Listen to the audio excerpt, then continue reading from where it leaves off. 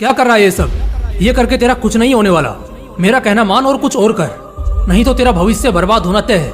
ऐसे दिल को चुभने वाले और डिमोटिवेट करने वाले डायलॉग्स तो तुमने अपनी इस स्ट्रगल भरी लाइफ में कई बार सुने होंगे।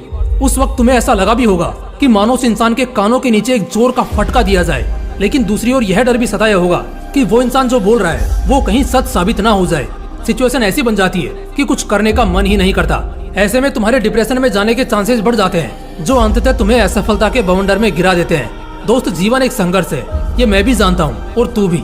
लेकिन क्या तू ये जानता है कि ये संघर्ष नामक चीज आखिर क्या है? तुम्हें लगता है कि अपने सपने को पूरा करने की राह में जो असफलताएं मिलती हैं वो ही संघर्ष है। लेकिन दोस्त, मैं तुम्हें बताना चाहूंगा कि असफलता संघर्ष नहीं है, ये तो एक पड़ाव है जो हर एक की लाइफ में आता है। ठीक है भाई, मान लिया कि असफलता संघर्ष नहीं है, तो फिर संघर्ष क्या है बताऊंगा, ये भी बताऊंगा। लेकिन उससे पहले मैं तुम्हें असफलता का महत्व समझाना चाहता हूँ, ताकि आगे जब भी कभी तुम असफलता का सामना करो तो हार मान के ना बैठ जाओ, बल्कि और ज्यादा ताकतवर बन के उभरो। तो दोस्त, ऐसा है कि अगर तुम्हारी राह में फेलियर नहीं है तो मैं ये कहूंगा कि सपना पूरा होने तक का जो तुम्हारा सफर है ना, उसमें वो मजा नहीं है जिसे तुम जिंदगी भर याद रख सको। अगर फेलियर का सामना ना करना पड़ा हो तो सफल होने के बाद तुम जब पीछे मुड़ के देखोगे तो तुम्हारे पैरों के निशान तुम्हें नजर ही नहीं आएंगे। तुम्हें उस सफर से जुड़ा एक भी पल याद नहीं रहेगा। याद रहेगा कैसे यार, जब कुछ यादगार हुआ ही ना हो। इसलिए अपने बड़े लक्ष्य की दिशा में आने वाले इन छोटे मोटे फेलियर्स को संघर्ष से मत तोलो, इन फेलियर्स को सेलिब्रेट करो। यूरोप में फिनलैंड नाम का एक देश है, ये दुनिया के सबसे खुशहाल देश के रूप में माना जाता है। इस देश में 13 अक्टूबर को एक बड़े ही खास दिन के रूप में सेलिब्रेट किया जाता है, ए डे ऑफ फेलियर।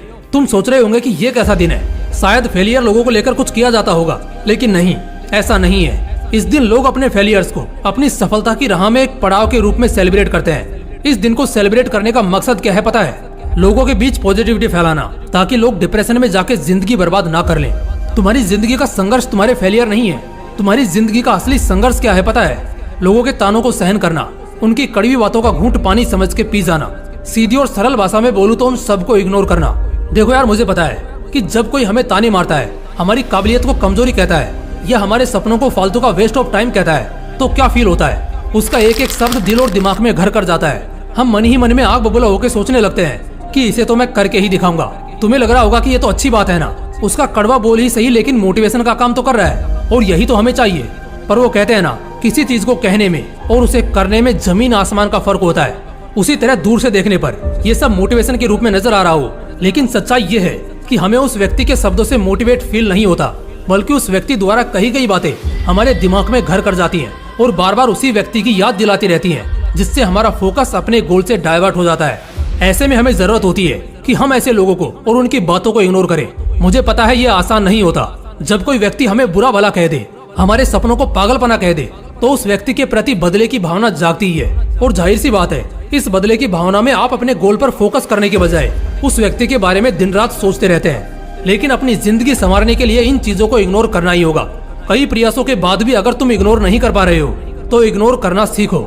अगर तुम ये नहीं कर पाए तो सफल होने तक की इस राह में न जाने ऐसे कितने लोग आएंगे जो तुम्हें डिमोटिवेट करेंगे, तुम्हें तुम्हारी राह से भटकाने की कोशिश करेंगे, और तुम भटक भी जाओगे अगर उन्हें इग्नोर नहीं करोगे तो।